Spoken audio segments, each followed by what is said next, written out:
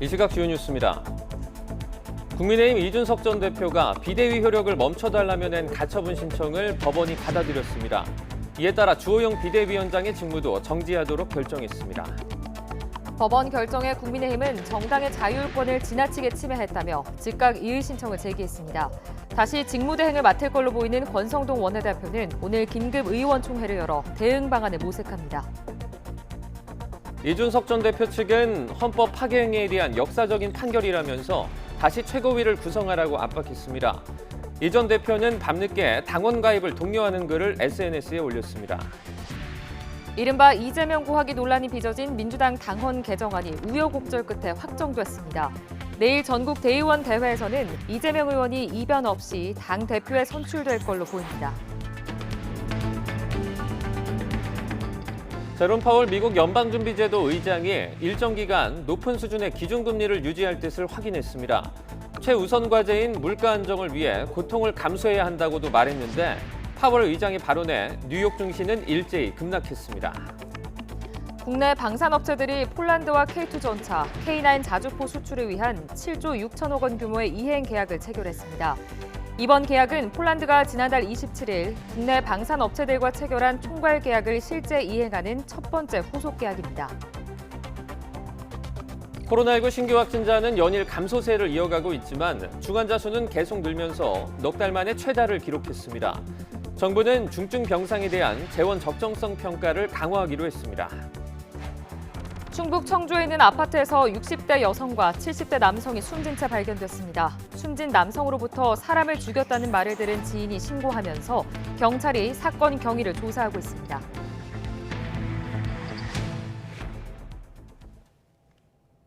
시청자 여러분 안녕하십니까? 주말 굿모닝 YTN 2부 시작합니다.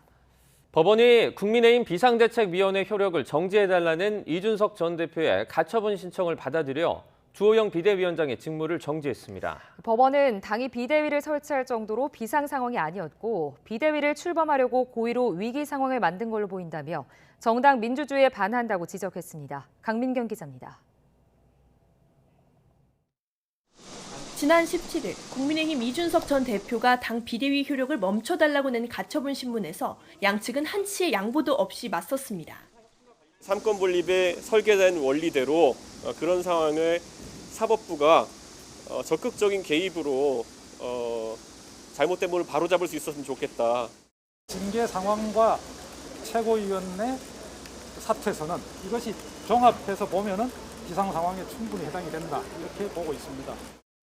일주일 넘게 숙고하던 법원은 결국 이 전 대표의 손을 들어줬습니다.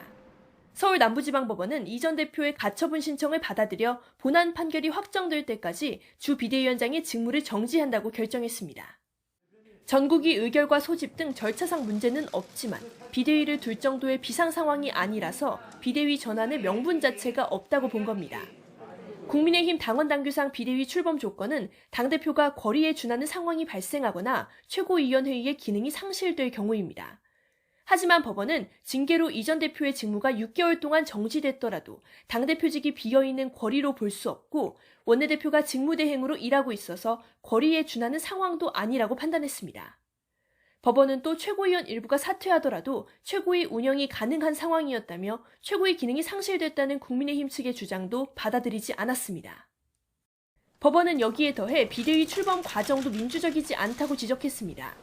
당원이 선출한 당대표가 반대하는데도 최고위가 비대위 출범을 추진한 건 결과적으로 당원의 의사를 반영하지 않은 행동이라고 본 겁니다. 특히 국민의힘이 주장하는 비상 상황은 외부 요인 때문이 아니라 비대위를 출범시키기 위해서 고의로 만든 것에 가깝다며 정당 민주주의에 반하는 행동이라고 판단했습니다. 법원은 이런 과정을 통해 출범한 비대위가 새로운 당대표를 선출하게 되면 이 전 대표가 직무에 복귀할 수가 없게 돼서 돌이킬 수 없는 피해가 발생할 우려가 있다며 주 비대위원장의 업무를 정지한다고 결정했습니다. 법원의 이번 결정은 비대위에 대해 출범 절차의 문제가 아니라 사실상 명분이 없다고 결론 내린 걸로 해석돼서 국민의힘이 어떻게 대응할지 관심이 쏠립니다. YTN 강민경입니다. 우여곡절 끝에 지난 18일에 출범한 국민의힘 비상대책위는 법원 결정으로 열흘도 안 돼서 좌초 위기에 놓였습니다. 주호영 비상대책위원장 등 당 주요 인사들은 모두 당혹감을 감추지 못했는데 법원 결정을 비판하며 즉각 이의 신청으로 대응했습니다. 오민주 기자입니다.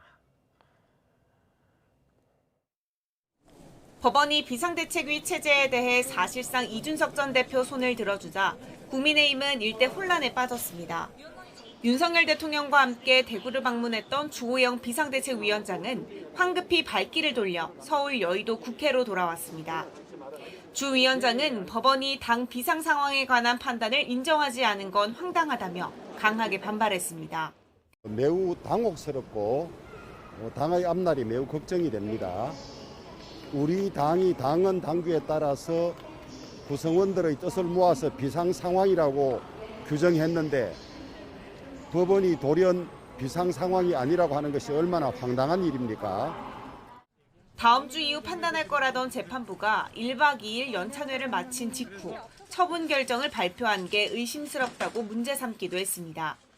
재판장이 특정 연구 모임 출신으로 편향성을 가지고 있고 하기 때문에 이상한 결과가 나올 거라는 우려가 있었지만은 저는 그걸 믿지 않고 있었는데 그 우려가 현실화된 것 같습니다.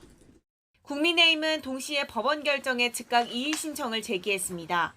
정당의 자율적 판단을 지나치게 침해했다고 규정하고 전면적인 법적 대응에 나선 겁니다.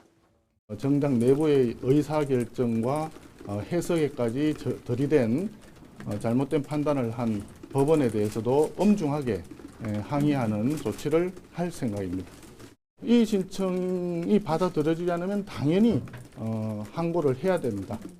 주호영 비대위원장 직무가 정지되면서 직무대행은 돌고 돌아 권성동 원내대표가 다시 맡는 방안이 유력하게 검토되고 있습니다. 일단 권 원내대표는 소속 의원 전원이 참석하는 긴급 의원총회를 소집해 향후 대응 방안을 모색할 예정입니다. 여기서 이의 신청과 추후 항고 결과가 나올 때까지 기존 비대위를 유지하는 방안 등을 중점적으로 논의하기로 했습니다. 법원 결정 때마다 당이 크게 흔들리는 추가 악재 상황을 최소화하려는 고육책의 일환으로 풀이됩니다. 격한 내용 끝에 가까스로 출범한 비대위마저 급작스레 기능이 중지되면서 집권 여당인 국민의힘은 또다시 대혼돈에 직면하게 됐습니다. YTN 엄윤주입니다. 국민의힘 주호영 비상대책위원회 체제에 제동을 거는 법원의 결정이 나오자 이준석 전 대표는 당원 가입을 독려하는 SNS 글을 올렸습니다. 이 전 대표는 어젯밤 10시쯤 SNS에 국민의힘 온라인 입당 홈페이지 링크를 첨부하면서 당원 가입하기 좋은 금요일 저녁이라고 적었습니다. 이어 보수 정당 여러분의 참여로 바꿀 수 있고 딱 한 분이 모자란다며 지금 결심해달라고 덧붙였습니다. 법원의 결정으로 국민의힘 주호영 비대위 체제가 일단 좌초하면서 여당은 권성동 직무대행 체제로의 전환을 다시 검토해야 할 상황에 처했습니다. 비대위 다음 수순으로 예정됐던 차기 전당대회 개최 역시 뒷전으로 밀리며 논의 자체가 불투명해졌습니다. 정유진 기자입니다. 비대위 체제에 제동이 걸린 국민의힘은 오늘 오후 긴급 의원총회를 열어 대응책을 모색하기로 했습니다. 즉시 이의 신청을 했고 항고 등의 절차를 밟아갈 것이며 당의 향후 대처 방안은 내일 열리는 의총을 통해서 정리할 예정입니다. 여기서 국민의힘은 권성동 직무대행 체제로 다시 돌아갈지 여부를 검토합니다. 법원이 주호영 비대위원장은 본안 소송이 확정될 때까지 직무를 집행해서는 안 된다고 판결했기 때문입니다. 권성동 원내대표가 직무대행을 맡고 나머지 비대위원은 그대로 자리를 지키는 방안이 유력합니다. 비대위원장의 직무는 정지가 되되 비대위원들의 지위나 비대위가 구성된 거에 대해서는 문제가 없다라는 게 다수의 해석인 것 같아요. 하지만 이준석 전 대표 측은 법원이 비상상황 자체가 성립하지 않는다고 결정한 만큼 주호영 위원장은 물론 비대위원까지 물러나야 한다고 주장합니다.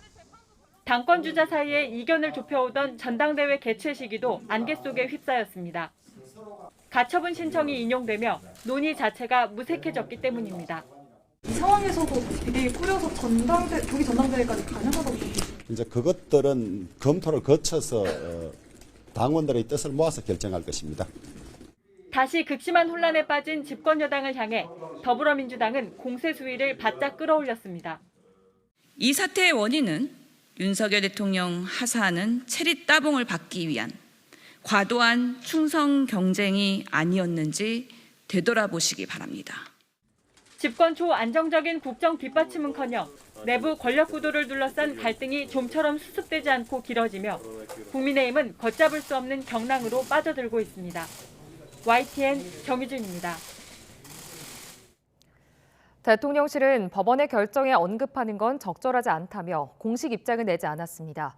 하지만 현역 대통령이 여당 연찬회에 처음으로 참석해 내부 단합을 독려한 지 하루 만에 이런 결정이 나왔다는 점에서 내부적으로 당혹감을 감추지 못하는 분위기입니다. 박소정 기자입니다. 국민의힘 연찬회 만찬 자리에 참석했던 윤석열 대통령.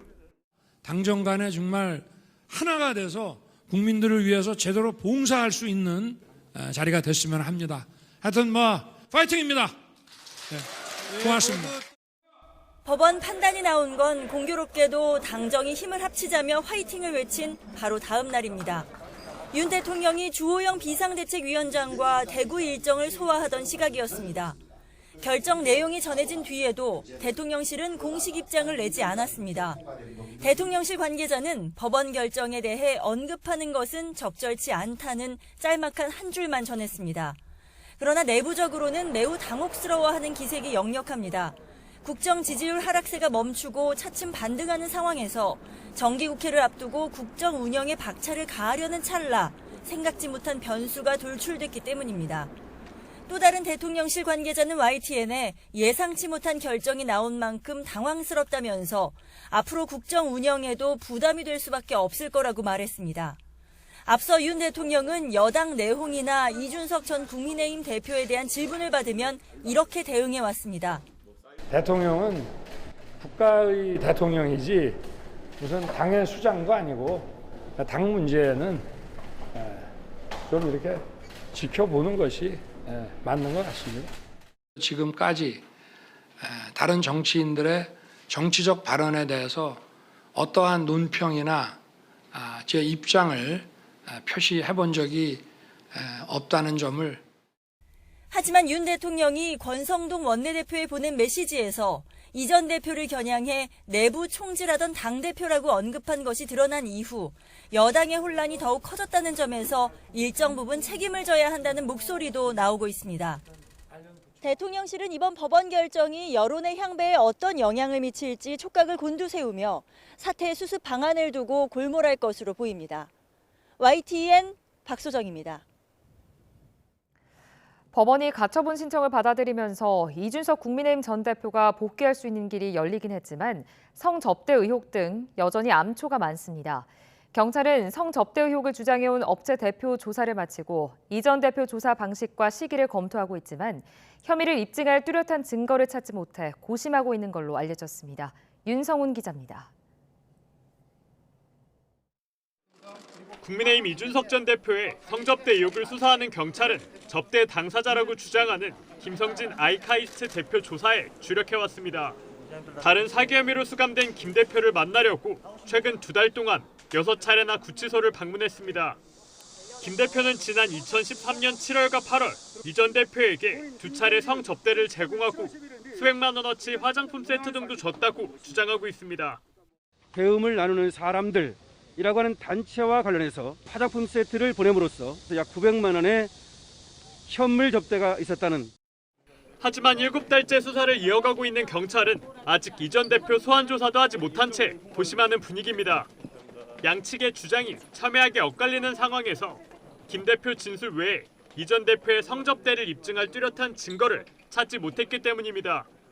어떤 증거, 언제, 어디서, 어떻게 인멸, 이거 하나도 없는 상황에서 제가 반박할 게 지금 없습니다. 그렇기 때문에. 사건 자체가 워낙 오래전에 발생한 일이다 보니 공소시효도 넘기 힘든 벽입니다.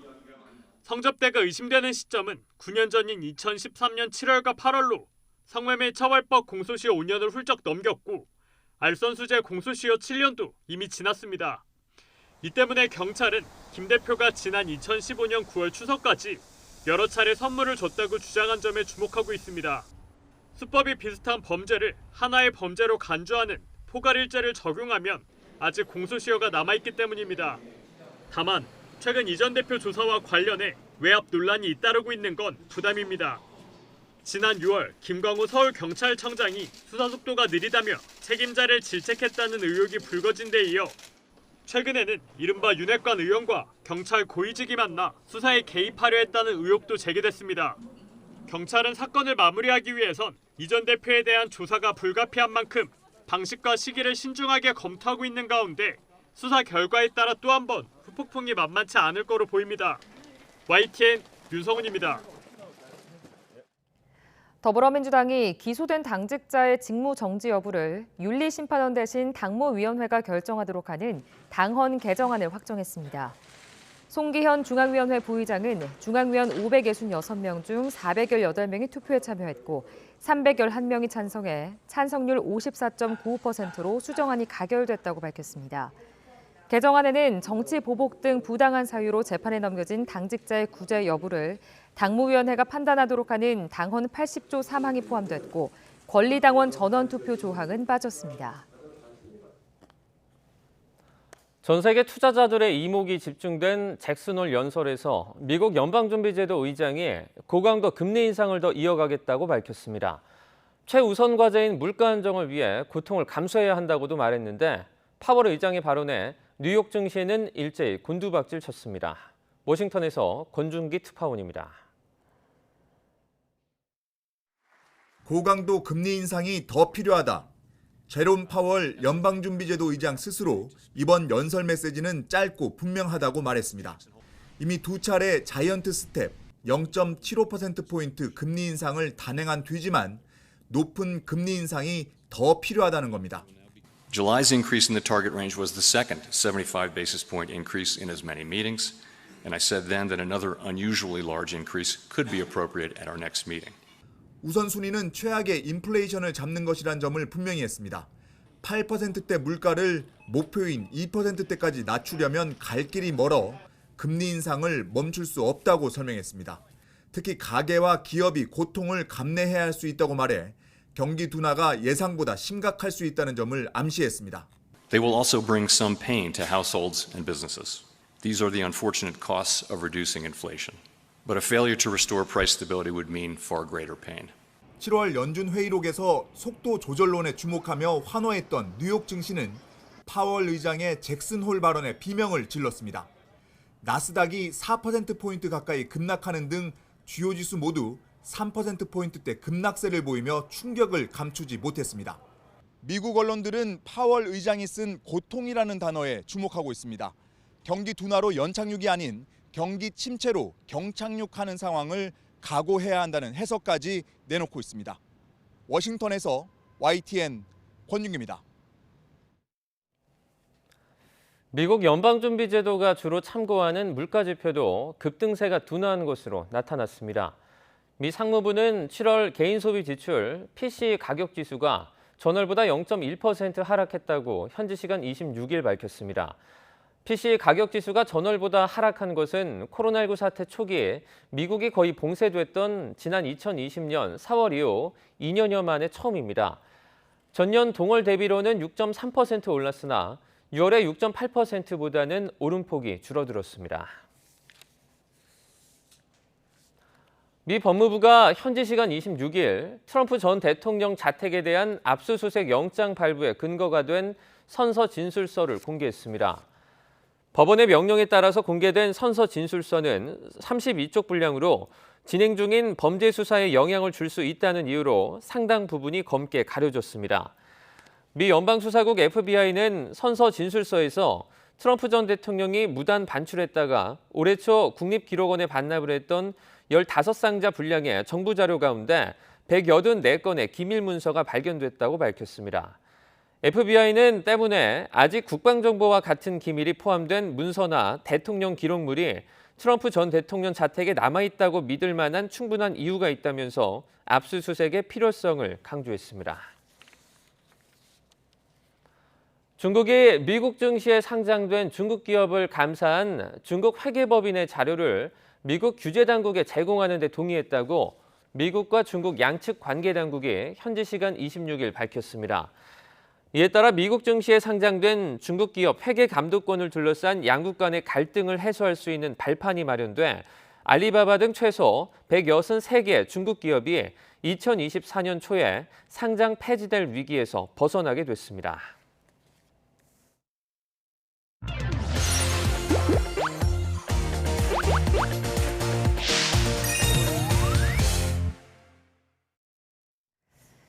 일기 신도시 정비사업 지연 논란으로 경기도를 포함한 수도권 아파트값이 10년 만에 가장 큰 폭으로 하락했습니다. 서울 아파트값은 13주 연속 하락했고 낙폭은 3년 5개월 만에 최대를 기록했습니다. 이동우 기자가 취재했습니다. 경기도 분당의 한 아파트. 전용 69제곱미터가 지난달 13억 5천만 원에 거래됐는데 불과 일주일 뒤 11억 8,500만 원에 팔렸습니다. 지난해 10월 최고가였던 15억 4,500만 원과 비교해 3억 6천만 원이나 급락한 것입니다. 지금 매매 거래 자체가 지금 없다 보니까 뭐 시세라고 얘기할 만한 상황은 안 돼요, 지금. 금리 충격이 제일 크다고 봐야죠. 일기 신도시 가운데 분당과 일산의 아파트값은 정비사업 지연 논란 등으로 한 주 만에 낙폭이 2배로 확대됐습니다. 주민들은 분통을 터뜨립니다. 처음에 스타트하는 시점이 이제 2024년이 돼버리면은 그때까지 그 시간을 주민들이 과연 버티겠느냐 이거죠. 이제 지금처럼 이렇게 뭔가 이렇게 하려고 했던 의지들이 이제 다 무너질 수 있는 그런 상황이 돼버린 거죠. 일기 신도시가 하락세를 주도하면서 경기도를 포함한 수도권 아파트값은 지난주 마이너스 0.12%에서 이번 주 마이너스 0.18%로 내림폭이 커졌습니다. 지난 2013년 1월 이후 9년 7개월 만에 최대 낙폭입니다. 이번 주 서울 아파트값은 25개구 모두 떨어지며 지난주보다 0.11% 하락했습니다. 지난 2019년 3월 조사 이후 3년 5개월 만에 최대 낙폭입니다.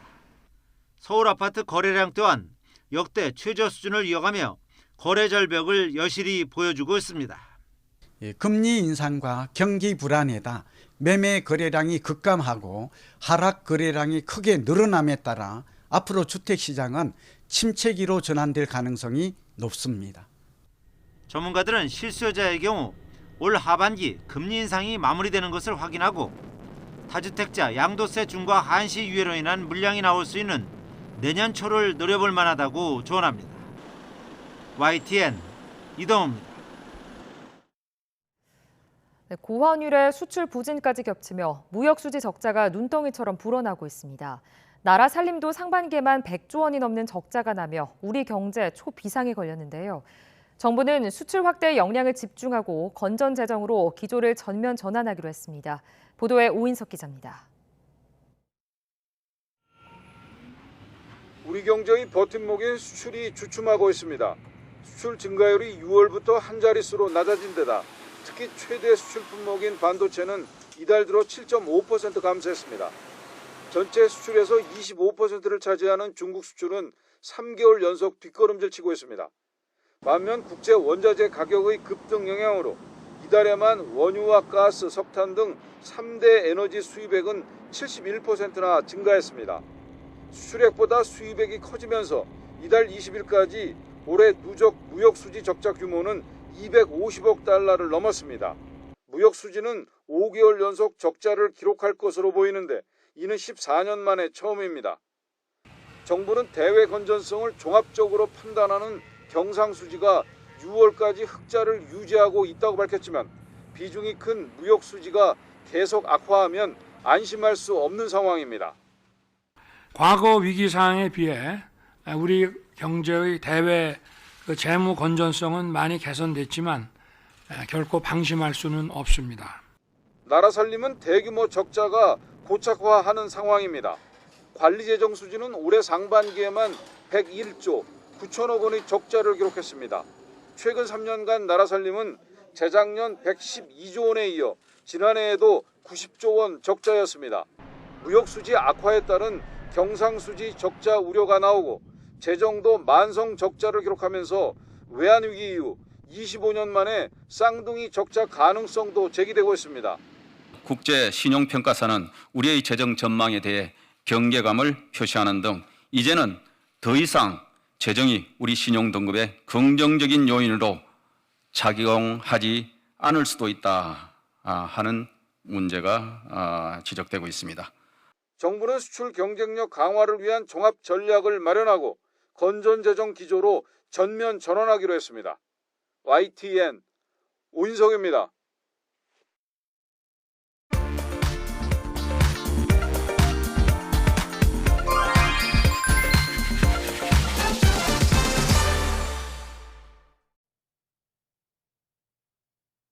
추석이 다가오면서 이번 주말은 성묘와 벌초 차량들로 고속도로가 매우 어렵겠습니다. 특히 오늘 지방 방향 정체는 정오 무렵에 가장 심할 걸로 예상되니까요. 참고해서 이동하시길 바랍니다. 오늘 정체가 아주 빠르게 시작이 됐습니다. 특히 지금 하남 지역 지나기가 어려운데요. 수도권 제1순환선 구리에서 판교 쪽으로는 구리부터 하남 분기점까지 꽉 막혀 있고요. 중부선 역시 남이 쪽 하남과 산곡 분기점 사이 정체입니다. 서울 양양선 외곽 쪽 정체도 길어지고 있습니다. 이제 덕소 3패부터 화도까지 가다서다 반복하고 영동고속도로 강릉 쪽 정체도 반월 터널부터 부곡까지 꾸준합니다. 용인 부근 지나기는 더 어려워지면서 이제 마성부터 용인 지나 양지 터널까지 가다서다 반복합니다. 경부선 부산 쪽으로 경기권의 정체가 빠르게 증가하고 있는데요. 죽전과 수원에서 주춤한 뒤 오산부터 남사까지가 가장 막히고 충청 지역 진입에서도 이제 천안뿐만 아니라 대전 터널 일대 정체 감안하셔야겠습니다. 논산 천안선 타고 논산 쪽으로 이동하신다면 남풍세부터 차량터널까지 주춤하고 서해안고속도로 목포 쪽으로는 순산터널과 비봉, 팔탄 일대에서 주춤한 뒤 서해대교 건너기도 어렵습니다. 이제는 서평택부터 서해대교까지 8km 구간 어렵습니다. 안전띠 착용 잘해주시고요. 고속도로 교통방송이었습니다. 충북 청주에 있는 아파트에서 60대와 70대 남녀가 숨진 채 발견됐습니다. 숨진 남성으로부터 사람을 죽였다는 말을 들은 지인이 신고해 경찰이 사건 경위를 조사하고 있습니다. 밤사이 사건 사고 소식 정인용 기자입니다. 충북 청주의 한 아파트 집 앞에 경찰 통제선이 쳐 있습니다. 과학수사 차량과 감식반 직원들도 오갑니다. 이 아파트에서 70대 남성 A씨로부터 사람을 죽였다는 연락을 받고 지인이 신고한 건 어제 저녁 7시 반쯤입니다. 사람을 죽였으니까 그런 식으로 연락을 받으셨어요. 신고자분이 119를 신고를 해주신 거죠. 내가 이런 연락을 받았으니까 출동을 좀 해달라. 경찰이 현장에 도착했을 땐 A씨는 극단적 선택을 한 채 아파트 베란다에서 숨져 있었습니다. 해당 남성으로부터 외상을 입은 거로 추정되는 60대 여성도 거실에서 사망한 상태였습니다. 현장에 갔었는데 형사가 와서 이제 CC카메라 감식하면서 이제 보고수선에서 이제 좀 밖으로 좀 나와리셨던 분들도 계시고 정리는 다 된 걸로 그렇게 알고 있습니다. 경찰은 신고자와 현장 조사를 토대로 숨진 두 사람의 관계 등 사건 경위를 조사하고 있습니다. 택시 한 대가 도로에 멈춰서 있고 앞면은 모두 부서졌습니다. 통제된 도로 옆에선 구급대원들이 응급처치에 분주합니다. 오늘 새벽 3시쯤 경기 고양시 사리연동의 교차로에서 택시와 SUV 차량이 부딪히는 사고가 났습니다. SUV 차량 운전자 1명이 경상을 입어 병원으로 옮겨졌습니다. 어제 오후 4시 20분쯤 서울 양양고속도로에서는 차량 2대가 추돌하는 사고가 났습니다. 이 사고로 53살 여성이 다리에 골절상을 입어 병원으로 옮겨졌습니다. 경찰은 해당 여성이 앞서가던 차량을 들이받고 전도된 거로 보고 정확한 경위를 조사하고 있습니다. YTN 정인용입니다. 경기 성남시에 있는 초등학교에서 옹벽에 균열이 생기는 등 붕괴 우려가 제기돼 안전에 비상이 걸렸습니다. 임시로 옹벽 균열을 막는 시멘트 등으로 막아왔는데 학부모들은 보강공사 등 근본적인 대책 없이는 아이들을 학교에 보낼 수 없다며 불안감을 호소하고 있습니다. 임성재 기자가 현장에 다녀왔습니다. 제 옆에 있는 게 문제가 된 석축입니다. 성인 키를 훌쩍 넘고 돌과 시멘트로 이뤄진 옹벽입니다. 이 위로는 학교 운동장과 건물 등이 위치해 있습니다. 주민들은 2018년 대규모 아파트 공사 이후 이런 현상이 발생했다고 주장합니다. 제 옆으로 보면 균열에는 시멘트가 가득 채워진 상태입니다. 옹벽 하부에서부터 상부로 이어지는 시멘트 자국, 즉 균열도 눈에 띄는 상황입니다. 이 상황이 이렇다 보니 학부모들은 불안감에 떨 수밖에 없습니다. 학부모들은 비가 온다는 예보만 있으면 자불안석으로 잠을 못 자고 지금 불안에 떨고 있습니다. 전교가 지금 5일째 등교 거부인데 석축 바로 위에 있는 학교 별관 건물 상태도 비슷합니다. 건물 벽면 등 곳곳에는 균열이가 있는 상황이고 심지어는 건물과 도로 사이에 틈이 생겨서 이 손가락이 들어갈 정도입니다. 비가 와서 어딘가 물이 고여서 그 물 고임이 어디론가 빠지지 못해서 터져버릴까 봐. 그래서 위험 요소들이 무너져 내릴까 봐. 사실은 이거에 대한 빨리 최대한 방지책이라도 내달라. 전문가는 두 가지 원인을 꼽았습니다. 석축과 학교 건물 자체가 1970년에 지어져 과거 공법이 쓰였을 뿐 아니라 50년이 넘을 정도로 노후화됐다는 점입니다. 또 지난 2018년부터 학교 주변으로 2000여 세대 규모 아파트 공사가 진행되면서 크고 작은 영향을 끼친 것 같다고 지적했습니다. 석축 균열 난 거하고 건물의 균형을 한 거하고 연결성이 있기 때문에 석축하고 건물의 지반을 아우르는 정밀한 지질 조사와 사면 안전성 검토가 필요합니다. 학교 측은 매년 시행하는 진단 결과 안전성에 문제가 없다는 입장이었지만 지난 19일 개학 이후 매일 100명 넘는 재학생이 등교를 거부하고 있습니다. 논란이 커지자 경기도 교육청은 긴급 정밀안전 진단을 하기로 하고 업체 선정 절차를 밟고 있지만 학부모들의 걱정과 불안은 가시지 않고 있습니다. YTN 임성재입니다. 이 시각 주요 뉴스입니다. 국민의힘 이준석 전 대표가 비대위 효력을 멈춰달라며 낸 가처분 신청을 법원이 받아들여 주호영 위원장의 직무를 정지시켰습니다. 국민의힘은 법원이 정당의 자율권을 지나치게 침해했다며 즉각 이의 신청을 제기했고 오늘 긴급 의원총회를 열어 대응 방안을 모색합니다. 이른바 이재명 구하기 논란이 빚어진 민주당 당헌 개정안이 우여곡절 끝에 확정됐습니다. 내일 전국 대의원 대회에서는 이재명 의원이 이변 없이 당 대표에 선출될 걸로 보입니다. 제롬 파월 미국 연방준비제도 의장이 일정 기간 높은 수준의 기준금리를 유지할 뜻을 확인했습니다. 물가 안정을 위해 고통을 감수해야 한다고도 말했는데 파월 의장 발언에 뉴욕 증시는 일제히 급락했습니다. 코로나19 신규 확진자는 연일 감소세를 이어가고 있지만 중환자 수는 계속 늘면서 넉 달 만에 최다를 기록했습니다. 정부는 중증 병상에 대한 재원 적정성 평가를 강화하기로 했습니다.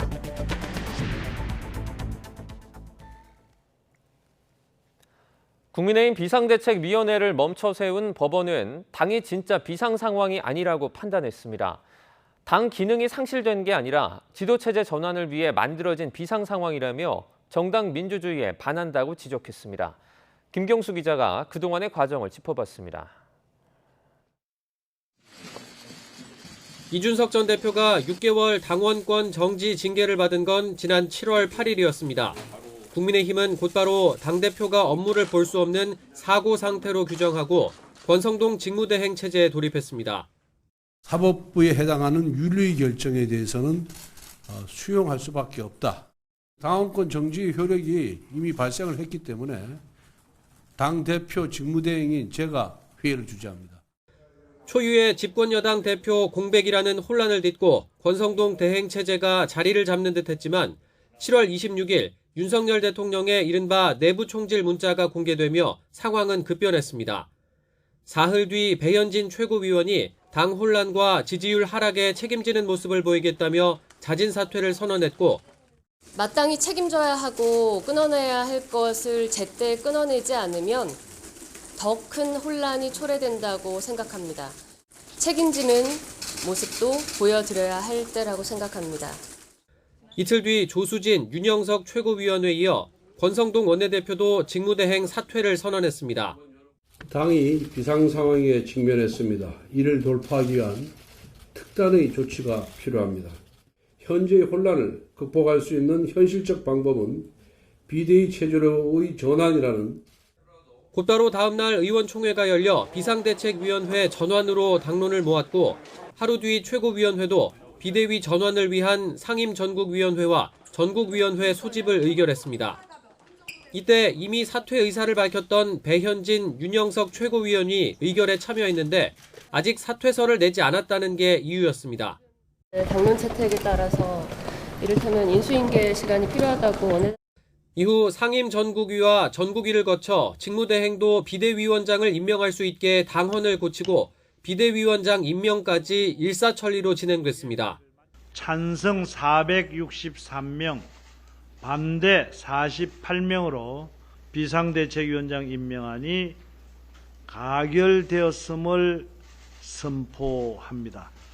하지만 법원은 이와 같은 주호영 비대위 출범 과정을 언급하며 당헌에 규정된 비상 상황이 맞는지 의문을 나타냈습니다. 당의 의사결정에 문제가 없었고 최고위원도 얼마든지 다시 뽑을 수 있었던 만큼 당의 기능이 상실됐다고 볼 수 없다는 겁니다.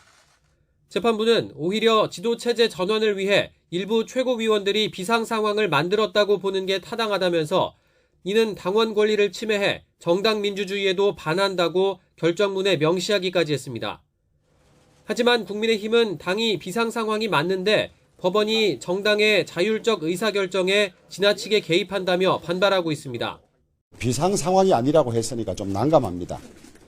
본인은 중병이 들어서 아파 죽겠다고 하는데 관계없는 제3자가 당신 괜찮아 안 아파 이런 꼴 아닙니까 이게? 즉각 이의 신청에 나선 주호영 비대위원장은 항고 절차도 밟기로 했는데 당내 혼란을 두고 끝내 정치적 해법을 찾지 못했던 국민의힘은 다시 한번 법원의 손에 당의 운명을 맡기게 될 가능성이 높아졌습니다. YTN 김경수입니다.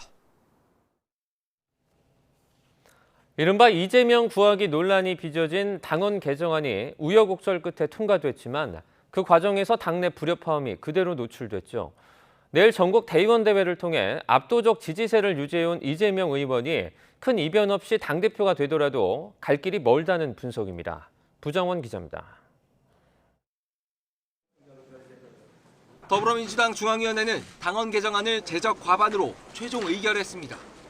지난 24일 유례 없는 부결 이후 이틀 만에 권리당원 투표 신설을 빼고 당헌 80조만 고쳐 통과시킨 겁니다. 지난번 중앙위에서 부결되었던 전당원 투표 부분은 이번 당헌 개정에는 제외가 됐다는 점은 앞서 당헌 80조 세부 조항을 두고 전당대회 준비위와 비상대책위를 거치면서 이재명 의원 방탄용이란 지적이 나왔고 전국 권리당원 투표를 전국 대의원 의결보다 우선하는 신설 규정 또한 당선 지지층인 개딸들의 당 장악 시도라는 비판 속에서 당 안팎이 시끄러웠습니다. 결국 사당화 논란이 증폭됐지만 모든 논란의 중심에 서 있는 이재명 의원은 원론적인 입장을 유지해왔습니다. 주요한 안들에 대해서 당원의 의사를 묻는 당원 투표는 많이 할수록 좋다. 강제력 있는, 구속력 있는 의결로 만들지는 저는 좀 신중할 필요가 있다 그런 생각이 듭니다. 하지만 당대표 후보인 박용진 의원 등 비이재명계를 중심으로 비판의 목소리가 터져나왔고 다시 친이재명계에서 이를 반박하면서 우상호 비대위 출범 뒤 잠잠했던 계파 갈등이 수면 위로 떠올랐습니다.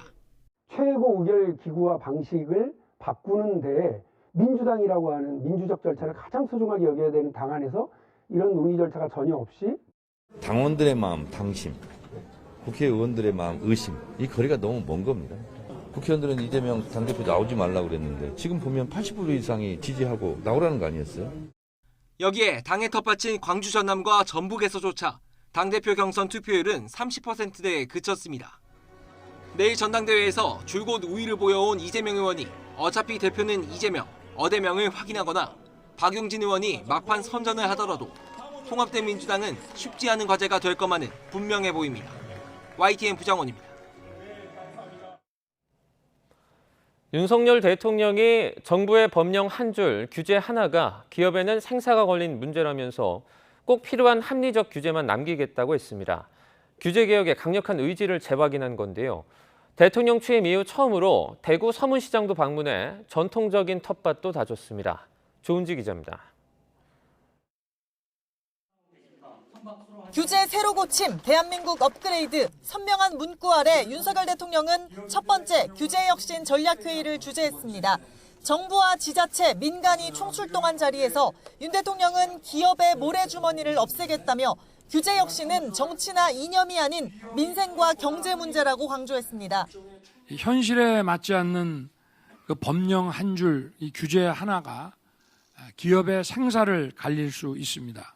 국민의 생명과 안전 그리고 질서 유지에 꼭 필요한 합리적 규제만 남겨놓겠습니다.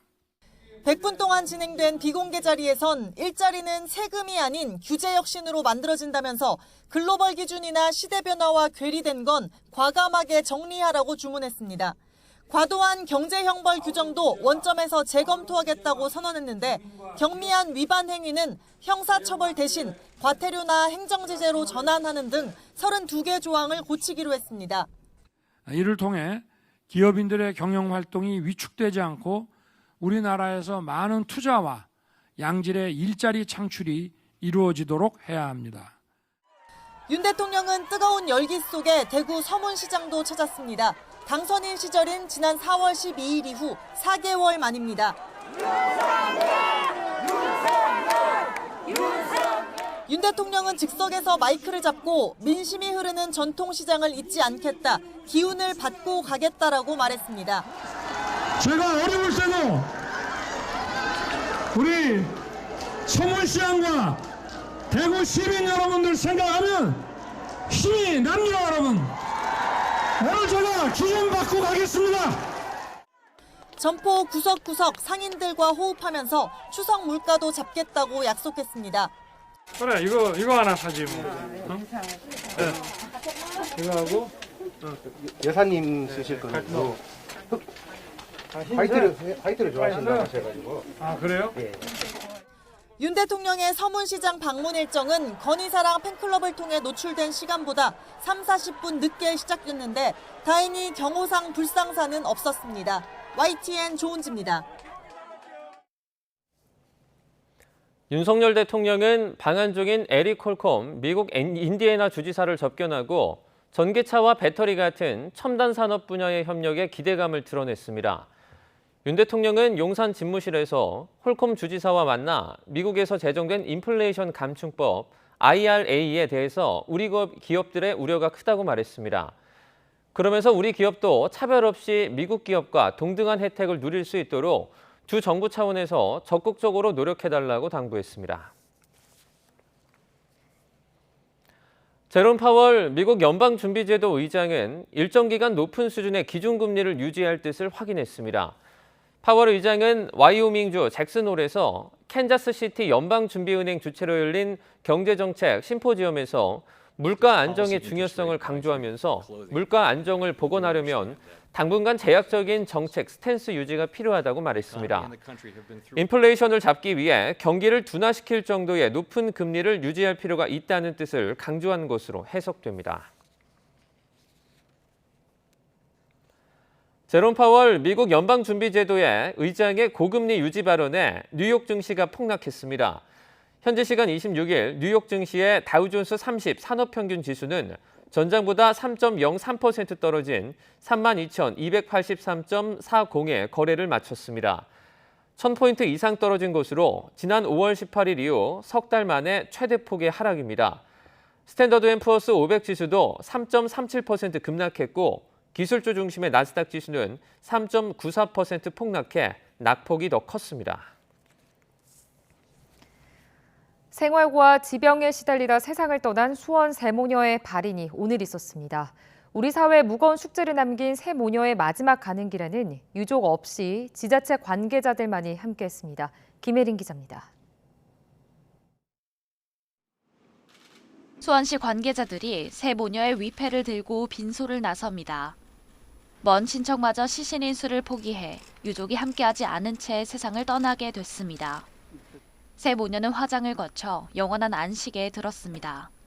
지난 21일 세 모녀는 경기 수원시 권선구에 있는 주택에서 부패가 심하게 진행된 채로 발견됐습니다. 원래 아버지와 어머니, 3남매 이렇게 5 식구가 함께 모여 살았습니다. 10여 년 전 사업 실패로 생활이 어려운 가운데 큰아들과 아버지마저 차례로 세상을 떠났습니다. 암과 희귀 난치병을 앓던 세 모녀는 결국 그냥 가려 했는데 한자 적는다. 지병과 빚으로 생활이 힘들었다는 말을 남긴 채 극단 선택에 이르렀습니다. 병가들은 오랜 기간 투병 생활과 생활고로 인해 어려운 삶을 이어오다 고통과 애로움 속에 열반해 드셨습니다. 세 모녀가 세상을 등질 때까지도 우리 사회에 도움의 손길은 없었습니다. 빚 독촉에 시달리다 주소지인 화성에서 수원으로 거주지를 옮겼지만 전입신고를 하지 않아 긴급 생계비나 의료비 등 복지 서비스를 받지 못한 겁니다. 건강보험료가 16개월이나 밀려 관리 대상이 됐는데도 복지 시스템은 끝끝내 위기의 세 모녀를 찾아내지 못했습니다. 주소만 놓고 살지 않는 분이고 또 이제 그 지인하고도 연락이 안 되는 부분이기 때문에 시스템상에 이제 비대상자로 처리가 될 수밖에 없는 거죠. 8년 전 송파 세 모녀 사건에 이어 2년 전 방배동 모자 사망 사건까지 복지 사각지대에 놓인 가족들의 현실이 계속해서 세상에 알려졌지만 이번에도 우리 사회는 세 모녀의 죽음을 막지 못했습니다. YTN 김혜린입니다. 근로조건을 개선해달라며 5달째 집회를 이어간 연세대학교 청소경비 노동자들의 요구 조건이 받아들여졌습니다. 민주노총 공공운수노조는 연세대학교 청소주차 경비 노동자와 소속 용역업체 3곳이 임금 인상과 9월 신규 채용에 합의했다고 밝혔습니다. 용역업체는 노동자들의 요구를 받아들여 미화주차 노동자의 시급은 400원, 경비 노동자 시급은 440원을 각각 올렸고 올해 1월치부터 소급 적용하기로 했습니다. 충청권 식수원인 대청호 일부 구간에 녹조가 퍼져 조류경보 관심 단계가 발령됐습니다. 예년보다 2주가량 늦은 건데 관계 당국이 식수원에 문제가 없도록 정수 처리 등을 강화하고 나섰습니다. 이성우 기자입니다. 마치 물감을 풀어놓은 듯 대청호 빛깔이 온통 녹색으로 변했습니다. 수면 위에는 녹조 알갱이가 뭉쳐있고 호숫가에는 녹조띠가 밀려왔습니다. 투명한 컵으로 물을 담아보니 녹조 알갱이가 고스란히 보입니다. 조류경보 관심 단계가 발령된 대청호 회남 수역입니다. 보시다시피 수면이 짙은 녹조로 뒤덮여 있습니다. 녹조 확산을 막기 위해 회남 수역에 녹조 제거선이 투입돼 정화 작업을 벌이고 있습니다. 또 인근 수초 재배섬에서 수중식물을 재배해 녹조의 원인인 영양염류도 제거하고 있습니다. 회남대교 상부에 설치된 수류 차단막입니다. 길이가 410m에 달하는데 녹조가 확산하는 것을 막고 있습니다. 충청권 식수원인 대청호 회남수역에 조류경보 관심 단계가 발령된 때는 지난 25일. 2주 연속 남조류 세포수가 1ml당 1000개가 넘어가면서 조류경보가 발령됐습니다. 대청호 추소리 지역도 조류경보는 발령되지 않았지만 호수 빛깔이 녹색인 상황. 사정이 이렇자 충청북도는 금강유역환경청과 한국수자원공사 등과 함께 식수원 보호에 나섰습니다. 녹조가 더 퍼지는 것을 막기 위해 조류 차단막과 나노 버블 장치 그리고 녹조 제거선 등을 가동하고 있습니다. 또 안전한 수돗물 공급을 위해 취수구 주변에 조류 차단막을 설치하고 조류가 서식하지 못하는 수면 아래 12m 지점인 심층수에 취수구를 설치했습니다. 조류가 대부분 이제 서식하는 게 수심 한 3m 이내에서 서식을 합니다. 그래서 심층수를 12m 정도에서 심층수를 취수해서 공급을 해줘가지고 먹는 물에는 이상이 없게끔. 관계 당국은 녹조 제거는 물론 상류 지역 축사 분뇨와 오폐수 배출 시설 점검도 강화하기로 했습니다. YTN 이성우입니다.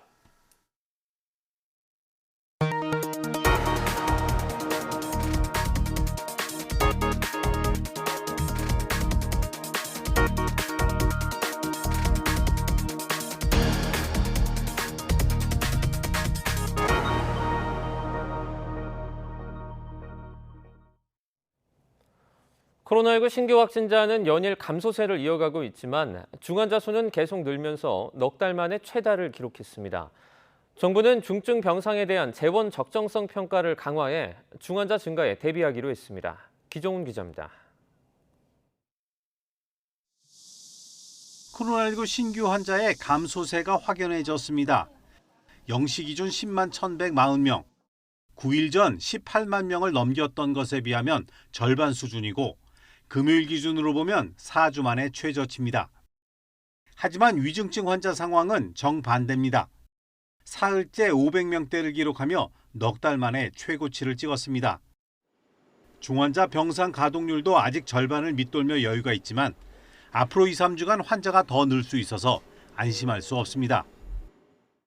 중증 병상의 가동률은 전반적으로 크게 여유가 있으나 일부 병원에서는 중증에 해당하지 않는 입원 사례가 관찰되고 있어 보다 효율적으로 병상을 활용하고자 합니다.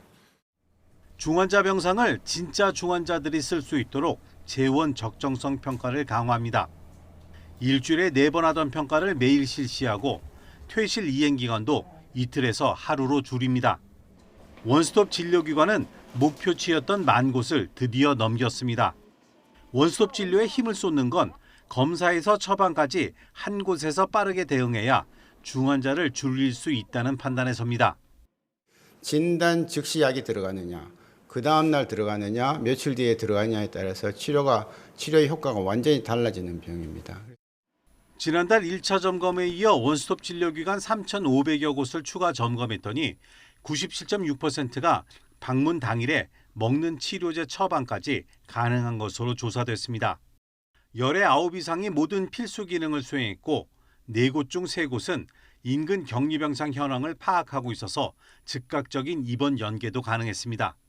방역당국은 현재 20%에 머무는 치료제 처방률을 높이기 위해 원스톱 진료기관 교육을 강화하고 취급 약국도 계속 늘려가기로 했습니다. YTN 기종훈입니다. 어제 0시부터 밤 9시까지 전국에서 발생한 코로나19 신규 확진자는 모두 91,038명으로 집계됐습니다. 전월 같은 시간대보다 6,000명 가까이 적고 한 주 전인 지난 19일보다 약 34,000명이 감소했습니다. 오늘 발표되는 신규 확진자 수는 9만 명대에 머무를 것으로 보입니다. 최근 불법 취업을 노린 외국인들이 제주도에 비자 없이 입국했다가 잠적을 하자 법무부가 다음 달 1일부터 제주에 전자여행 허가제를 도입하기로 했습니다. 법무부는 지난 6월 제주 무사증 입국이 재개된 뒤 제주도가 전자여행 허가가 불어된 외국인들의 우회 경로로 악용되고 있다며 전자여행 허가제 도입 취지를 밝혔습니다. 지난 2일부터 20일 동안 제주에 도착한 태국인 1,500여 명 가운데 800여 명의 입국이 불어됐고 입국 허가자 600여 명 가운데 100여 명이 무단 이탈한 것으로 집계됐습니다. 국내 방산업체들이 폴란드와 K2 전차, K9 자주포 수출을 위한 7조 6천억여 원 규모의 이행 계약을 체결했습니다. 현대 로템과 한화 디펜스는 현지 시각 26일 폴란드 모론크시 소재 기계화 부대에서 폴란드 군비청과 57억 6천만 달러, 우리 돈 7조 6천억 원 규모의 1차 이행 계약을 체결했다고 방위사업청이 밝혔습니다. 마리우시 부아슈차크 폴란드 부총리 겸 국방장관은 현지 언론과의 인터뷰에서 이번 1차 이행 계약은 K2 전차 180대, K9 자주포 212문에 대한 계약이라고 설명했습니다. 그러면서 한국 항공우주산업의 APA-50 경공격기 도입 계약도 올해 안에 체결할 것이라고 덧붙였습니다. 한일 최대 현안인 강제동원 해법 등을 논의하는 국장급 협의가 도쿄에서 열렸습니다. 양측은 관계 개선 필요성에는 공감했지만 문제 해결을 위해 일본 정부가 어떻게 호응할지는 미지수입니다. 도쿄에서 이경화 특파원의 보도입니다. 일본 외무성에서 열린 한일 국장급 협의. 윤석열 대통령이 광복절 경축사에서 강한 관계 개선 의지를 거듭 밝힌 뒤 양국 고위 당국자가 다시 만난 겁니다. 한일 관계가 보편적 가치를 기반으로 양국의 미래와 시대적 사명을 향해 나아갈 때 과거사 문제도 제대로 해결될 수 있습니다. 2시간 가까이 이어진 대화의 핵심 의제는 임박한 강제동원 현금화 문제였습니다. 외교부는 우리 정부의 해결 노력을 전하면서 일본도 성의 있게 호응할 것을 촉구했습니다. 일본 측은 설명을 경청했지만 한국이 책임을 갖고 대응해야 한다는 기존 입장을 다시 확인했습니다. 외교부 당국자는 이번 만남에서 피해자들이 요구하는 사죄 문제 등을 포함해 민관협의회 논의 내용을 일본 측에 상세히 설명했다고 밝혔습니다. 또 현금화가 결정되더라도 경매 등 절차가 남은 만큼 가능한 해결책을 모색할 것이라고 덧붙였습니다. 정부 간 대화가 이어지는 가운데 민간 전문가들도 나섰습니다. 한일 양국 정치와 경제, 학술 등 전문가들이 모인 한일 포럼은 조속히 정상회담을 열 것을 제언했습니다. 또 이미 실효성이 사라진 수출 규제도 재검토할 것을 촉구했습니다. 大方の雰囲気として日本側もこれは望ましい政策ではなかったと思う方がおそらくマジョリティです。 우크라이나 사태 등 급변하는 국제 정세 속에 양국 안보 협력이 한층 중요해졌다고 참가자들은 진단했습니다. 포럼 측은 전략 대화 채널 재개와 한일 정보보호협정 지소미아 정상화 등 제언 내용을 종합해 양국 정부에 전달하기로 했습니다. 도쿄에서 YTN 이경아입니다. 러시아가 점령한 우크라이나의 자포리자 원자력 발전소에 대한 국제 원자력 기구 IAEA 시찰단의 방문이 다음 주 초 실현될 걸로 보입니다. 월스트리트저널은 현지 시간 26일 소식통을 인용해 IAEA 시찰단의 자포리자 원전 방문 문제에 대한 협상이 사실상 타결됐다고 보도했습니다. 방문 시기는 다음 주로 잡혔고 이르면 29일에 방문이 이뤄질 가능성도 있는 것으로 알려졌습니다. 미국이 타이완 해협에 군함을 통과시키겠다고 공언한 가운데 중국 군함의 중간선 침범을 문제 삼지 않을 것이라는 예상이 나왔습니다. 하지만 중국은 무력 시위를 하며 반발할 것으로 예상되는데요. 이런 상황에서 미국 상원의원이 또 타이완을 방문했습니다. 강성훈 기자입니다. 미국은 지난 4일 타이완 해협에 수주일 안에 군함을 통과시킬 것이라고 예고했습니다. 펠로시 하원 의장의 방문에 중국이 타이완 봉쇄로 맞섰지만 자유로운 항해를 보여주겠다는 겁니다. But at the same time, we're not going to be deterred from operating in the seas and skies of the Western Pacific, and that's all consistent with international law, just like we've done for decades. 하지만 미 군함이 타이완 해협을 지날 때 중국의 중간선 침범을 묵인할 거라는 분석이 나왔습니다. 로이터 통신은 익명의 미국 관리들이 중간선 침범은 중요하지 않다며 이렇게 말했다고 보도했습니다. 군함의 안전한 통과를 위해 미국이 설정한 중간선을 스스로 포기할 걸로 해석될 수 있는 언급입니다. 이렇게 해도 중국은 미국 군함의 항로를 추적하며 무력 시위에 나설 가능성은 여전히 높습니다. 이런 상황에서 이달 들어 미국 정치인 가운데 네 번째로 블랙번 상원 의원이 타이완을 방문했습니다. 블랙번 의원은 미국 정부의 입장과 달리 타이완의 독립을 지지할 것이라며 중국을 자극했습니다. Us and we look forward to continuing to help and support Taiwan as they push forward as an independent nation. 중국은 타이완 해협의 안정을 해치는 미국에 단호한 대응으로 맞서겠다며 반발했습니다.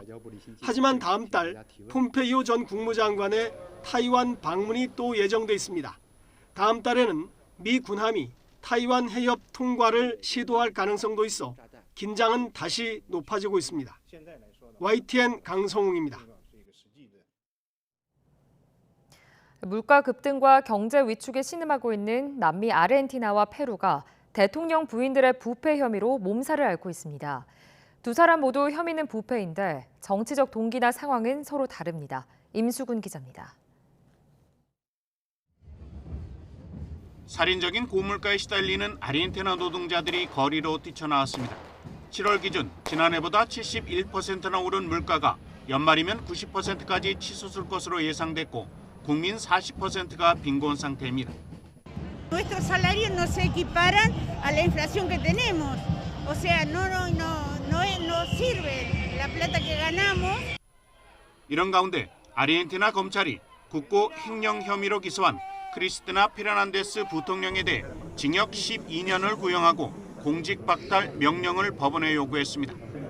전임 네스토로 대통령의 부인인 그녀는 남편에 이어 2007년부터 2015년까지 대통령을 역임한 뒤 다시 부통령에 당선됐습니다. 앞서 대통령 재임 시 특정 업자에게 공공사업을 몰아준 뒤 뒷돈을 받아 챙겨 10억 달러, 1조 3천억 원의 국고 손실을 끼친 혐의입니다. Eran una ficción, un guión y bastante malo, por cierto, además de falso. 시골 학교 교사였다가 개혁 정치를 내걸고 지난해 7월 당선된 페드로 카스티오 페루 대통령. 기득권 언론과 자본, 우파 야당의 공격을 받으면서 부인도 덩달아 공경에 처했습니다. 돈 세탁을 위해 범죄 단체를 구성했다며 페루 검찰이 대통령과 부인, 친인척 등을 모조리 조사하고 나섰습니다. 대통령 부인 릴리아게는 유례 없이 6개월 출국 금지까지 내렸습니다.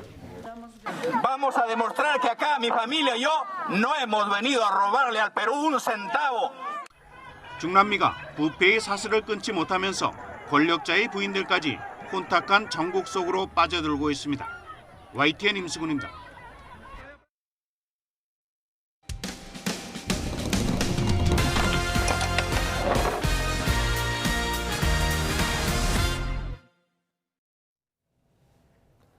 충남 아산에 있는 한 수소 충전소에서 차량 한 대당 1kg씩만 수소를 충전해준다는 제보가 들어왔습니다. 100km 남짓 운전할 수 있는 정도라는데요. 고유가로 수소 생산량이 감소해서 아산뿐만 아니라 전국 각지에서 부족 사태가 벌어지고 있습니다. 제보는 Y 양동훈 기자가 보도합니다. 충남 아산시에 있는 한 수소 충전소입니다. 수소를 충전하러 온 운전자들이 창문을 내리고 직원들에게 뭔가를 물어봅니다. 이곳 충전소에는 차량 한 대당 수소를 1kg씩만 제한적으로 충전한다는 안내문이 여기저기 붙어 있습니다. 수소 1kg은 가득 채웠을 때의 6분의 1밖에 안 돼 100km도 주행하기 어렵습니다. 여기 와서는 1kg밖에 충전이 안 된다고 해서요. 여기서 일단 충전을 하고 다른 지역으로 가서 다시 충전을 해야 될 것 같습니다. 충북 청주시의 다른 충전소. 재고 소진이라는 안내문을 확인하고 손님이 운전대를 돌립니다. 현재 재고 소진으로 충전이 불가합니다. 불편을 드려 죄송합니다. 충청뿐 아니라 강원, 전북 등 전국 각지에서 수소 대란이 벌어지고 있습니다. 러시아의 우크라이나 침공으로 유가가 급등해 수소를 생산하는 석유화학 공장들의 가동률이 낮아지면서 생산량이 줄어든 겁니다. 수소 충전소에서 쓰고 있는 수소는 대부분 부생수소, 즉 석유 자원에서 나오는 찌꺼기 가스를 활용하기 때문에 그 영향이 수소의 생산까지도 영향을 줬다 이렇게 볼 수가 있습니다. 경기도 평택시와 강원도 삼척시에 천연가스로 수소를 생산하는 공장이 세워졌지만 본격 생산은 빨라야 다음 달 말에나 가능한 상황. 공급이 급한 지역에 먼저 수소 차량을 보내도록 하고 생산업체들과 긴급 공급을 협의하고 있지만 문제를 확실하게 해결할 대책은 없는 상태입니다. 수소차 운전자들은 수소 생산과 유통이 불안정해 불편을 겪는 일이 이어지고 있다고 주장합니다. 지난 6월 화물연대 파업 때는 충남 서산시 대산 석유화학단지의 물류가 봉쇄되면서 전국 수소 충전소 수십 곳이 문을 닫기도 했습니다. 지난 2019년 정부는 올해까지 수소 충전소 310곳을 구축하겠다고 발표했지만 전국에 있는 수소 충전소는 아직 120여 곳에 불과한 실정입니다. 뭐 여행을 간다든지 좀 장거리를 간다든지 항상 머리에는 수소를 생각하고 다녀야 돼요. 충전소를 생각해야 되고 플랜을 짜서 안 다니면 중간에 세워야 돼요, 차를. 친환경 신성장 동력이라며 정부가 야심차게 키우고 있는 수소 산업. 환경 보호를 위해 수소차를 선택한 시민들이 더는 불편함을 겪지 않도록 세밀한 대안 마련이 필요해 보입니다. YTN 양동훈입니다. 조합원만 5만 명으로 알려진 전국 건설산업노조가 진병준 전 위원장의 노조비 횡령 논란으로 한국노총에서 제명된 뒤에 조합원들의 탈퇴가 속출하고 있습니다. 건설 현장에서 채용이나 교섭을 거부당하고 있기 때문인데요. 정작 노조비를 횡령한 혐의로 수감된 진 전 위원장은 추가 횡령 정황까지 드러났는데도 옥중에서 위원장 사퇴 철회 등을 선언하는 등 노조 장악을 위한 갈등이 이어지고 있습니다. 이준엽 기자가 취재했습니다. 지난 10일 전국 건설산업노조 조합원이 사측으로부터 받은 공문입니다. 조합이 한국노총에서 제명돼 이제 채용이 어렵다고 설명합니다. 지난달 진병준 전 위원장이 횡령 혐의 등으로 구속 기소되면서 노조가 한국노총에서 퇴출된 뒤 조합원들이 채용이나 교섭을 거부당하는 사례가 잇따르는 겁니다. 5만 명에 달하는 거로 알려진 조합원 가운데 10% 정도는 이미 노조를 떠났습니다. 지금 우리 사측에서는 솔직히 까놓고 얘기해서 야 권산이 지금 제명됐으니까 이제 교섭 단계는 아니지 않냐. 그러나 구치소에 수감 중인 진병준 전 위원장은 한국노총 재가입은 자신만이 할 수 있다면서 옥중에서 위원장 사퇴 철회를 선언하는 등 기행을 이어가고 있습니다. 본인이 15년간 좌지우지했던 건설산업노조를 다시 장악하기 위해서입니다. 하지만 노조는 진 씨의 범행이 알려진 것보다 훨씬 오래전부터 이뤄진 정황을 파악해 경찰에 추가로 고소했습니다. 기존 수사로 드러난 것보다 5년 앞서 최소 9년 동안 범행이 이어져 왔고 횡령 배임 액수도 7억 7천만 원이 더 확인됐다는 겁니다. 범행 수법도 앞서 드러난 사례와 똑같았습니다. 노조비 1억 3천만 원을 현금으로 인출했고 아내와 아들에게 직접 이체해 주거나 아내 휴대전화 요금 등으로 쓴 것만도 7,700만 원에 달했습니다. 유원지 등에서 지인을 만나며 법인카드 1,600만 원어치를 임의로 사용하기도 했습니다. 이미 진 씨를 고소해 재판에 넘긴 노조원들은 한국노총에서 제명된 징계 효력을 정지해달라는 가처분 신청에 희망을 걸고 있습니다. 한 사람의 개인 비리 때문에 한국노총 연맹에서 내려진 처분에 대해서 너무나 가혹한 처벌로 받아들이고 있고 조합의 장을 조합원들이 선출하는 선출직을 이제 바꾸려고 하고 있습니다. 그러나 한국노총에서는 최근 다른 건설부문 노조에서도 위원장의 횡령 사건으로 논란을 빚는 등 비리 사건이 잇따르는 만큼 강경한 태도를 고수할 가능성이 커 오갈 데 없는 조합원들의 고민은 한동안 계속될 전망입니다. YTN 이준엽입니다. 올해 제주에서 유난히 선박 화재 사고가 많았습니다. 이에 따라 제주해양경찰청과 산림청, 해군이 선박 화재 사고에 대비한 합동훈련을 했는데요. KCTV 제주방송 김경임 기자가 다녀왔습니다. 서귀포시 화순항 남쪽 약 15km 해상. 배에서 주황색 연기가 쉴 새 없이 피어오릅니다. 항해하던 여객선과 4톤급 어선이 부딪혀 불이 나고 있다는 신고가 해경으로 접수됩니다. 충돌 발생, 여객선은 승격 안전에 이상 없으며 선체 파손은 경미하나 어선은 화재로 전원 해상 추락 및 표류로 송악산 101호 선장 외출 이용 신고한 것임. 사고 지점에 산림청 헬기가 도착해 공중에서 3,000리터가량의 물을 뿌립니다. 해경 헬기도 투입돼 화재 선박에서 추락한 선원들에 대한 수색 작업을 이어갑니다. 이때 바다 위에 떠있던 선원이 붉은 신호탄을 터뜨립니다. 이를 발견한 헬기가 불빛을 향해 접근하고 구조대원이 줄을 타고 내려가 표류하던 선원을 구조합니다. 제주 해경과 산림청, 해군이 선박 화재를 가장해 진행한 합동 항공수색 구조훈련 현장입니다.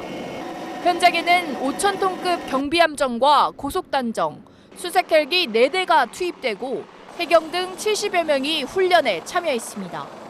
특히 수색 위주였던 기존 훈련과 달리 이번에는 헬기를 이용해 공중에서 직접 소방수를 살포하는 훈련도 진행됐습니다. 제주해경과 관계기관이 참여한 가운데 선박 화재를 가장한 대규모 합동 구조훈련이 진행된 건 이번이 처음입니다. 비상 상황이 발생했을 때 제주도 내 각 기관에서 운용할 수 있는 헬기는 모두 7대. 실제 해양 사고에 각 기관 헬기가 급히 현장에 투입될 경우 기체 충돌 등 안전 사고가 발생할 수 있는 만큼 각자의 역할을 숙지하는 데에 집중했습니다.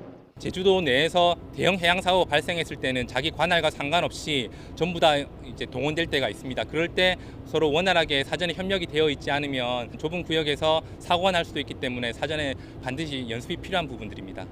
해경은 이번 훈련의 성과와 보완점 등을 분석해 유관기관과 함께 매년 합동훈련을 이어갈 계획입니다.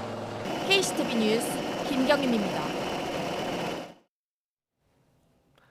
인류가 제작한 최고의 망원경 제임스 웹이 외계 은하가 아닌 목성을 관측한 사진이 최근 공개됐는데요. 극지방의 오로라도 화제지만 목성 적도를 감싸는 고리가 포착돼 눈길을 끌고 있습니다. 김진두 기자입니다. 태양계의 가장 큰 행성 목성의 모습입니다. 목성은 반지름이 지구의 11.2배, 부피는 1,300배가 넘고 무게는 318배에 달합니다. 태양계 밖 외계 은하를 촬영해 화제를 모은 제임스 웹 우주망원경이 이번에는 목성으로 방향을 돌렸습니다. 목성의 가장 큰 특징인 붉은색의 큰 반점, 대적반은 대기의 소용돌이입니다. 그런데 붉은색이 아닌 흰색으로 나타나고 전체적인 목성 대기의 색도 우리가 알던 것과 조금 다릅니다. 온도를 측정하는 근적외선 카메라로 포착한 이미지를 합성한 뒤 사람 눈으로 볼 수 있는 가시광선 영역으로 재가공했기 때문입니다. 목성 주변까지를 담은 사진에서는 목성빛의 100만 분의 1 정도 밝기에 희미한 고리가 나타났습니다. 1979년 보이저 1호와 1990년 갈릴레오호에 의해 확인된 목성의 고리가 처음 우주망원경으로 포착된 것입니다. 토성 외에도 목성과 천왕성, 해왕성의 고리가 있습니다. 목성의 고리는 비교적 최근에 그 존재가 밝혀졌는데 작은 먼지와 얼음 조각들로 구성되어 있습니다. 고리 바깥으로는 목성의 10개 위성 중 아말테이아와 아드라스테아 2개의 작은 위성의 모습도 찍혔습니다. 목성의 북극과 남극은 푸른색으로 밝게 빛납니다. 지구처럼 태양에서 날아든 전하를 띤 입자가 목성의 극지방 대기와 부딪히며 나타나는 오로라입니다. 나사 연구진은 제임스 웹 망원경을 통해 더 자세한 목성의 모습과 구조, 위성에 대해 밝혀낼 수 있을 것으로 기대하고 있습니다. YTN 김진두입니다. 잘 만든 작품 하나를 각색해서 여러 형식의 콘텐츠로 다시 만드는 건 이제 흔한 일이죠. 그 작품의 원천 이야기에 대한 권리인 IP를 갖고 있어야 가능한 일인데요. 이 때문에 작품이 대중의 인기를 끌기 전에 한 발 먼저 알아보고 IP를 확보하려는 경쟁이 치열해지고 있습니다. 김지선 기자가 취재했습니다. 염라대왕을 만나러 왔다. 평범한 남자가 죽은 뒤 저승에서 겪는 7번의 재판 과정을 그린 영화 신과 함께. 속편까지 쌍끌이로 1,000만 명 관객을 거뜬히 넘긴 영화의 원작은 웹툰입니다. 드라마, 웹드라마로 제작되며 온갖 유행어를 만든 미생광. 우린 아직 다 미생이야. 15% 넘는 시청률을 보인 인기 드라마 이태원 클라스 역시 웹툰이 원작입니다. 웹툰으로 먼저 봤기 때문에 내가 하면 잘할 수 있겠다라는 생각이 들어서. 이상한 변호사 우영우처럼 드라마로 먼저 인기를 끌게 되면서 웹툰과 뮤지컬 제작으로 이어진 경우도 있습니다. 이처럼 스토리로 대변되는 원천 지식재산권, IP는 한 번 터지면 잭팟입니다. 영화와 드라마, 웹툰, 뮤지컬을 가리지 않고 여러 형식 콘텐츠로 재생산되고 게임이나 캐릭터 상품으로도 인기입니다. IP 잭팟의 원조는 유명 캐릭터를 한데 모아 영화화한 마블 시리즈. 마블이 만든 캐릭터는 애니메이션, 게임, 완구를 넘어 이제 누가 그리느냐에 따라 완전히 새로운 작품이 되는 콘텐츠의 무한한 가능성을 보여주고 있습니다. Creating stories, characters, content experiences, and bringing their own culture to the Marvel characters and to the Marvel universe. 세계 최초로 유튜브 100억 뷰를 넘기며 월드스타가 된 캐릭터 아기상어는 애니메이션에 이어 영화 제작을 앞둔 파워 IP입니다. 될성 싶은 IP를 떡잎부터 알아보려는 컨텐츠 기업들의 움직임도 빨라지고 있습니다. 각종 공모전을 개최하고 혹여 인터넷에서 놓친 컨텐츠가 없는지 모니터링을 강화하는 전담팀도 신설하고 있습니다. 우리나라 원천 이야기를 확보하기 위한 경쟁이 글로벌 사업자로까지 확장될 것 같습니다. 스토리텔러들과 영상화에 적합한 이야기를 같이 만들어내면서 IP 발굴의 폭과 깊이를 좀 확대하고 있습니다. 소비자가 직접 작품성을 보고 고르는 컨텐츠 시대. 화수분이 되어줄 IP를 발굴해 먼저 확보하려는 경쟁은 한층 치열해질 전망입니다. YTN 김지선입니다. 아침 저녁으로 선선한 날씨가 이어지고 있는데요. 고산지대로 이미 초가을 날씨를 보이는 전북 무주에서는 3년 만에 반딧불 축제가 다시 열린다고 합니다. 김민성 기자의 보도입니다.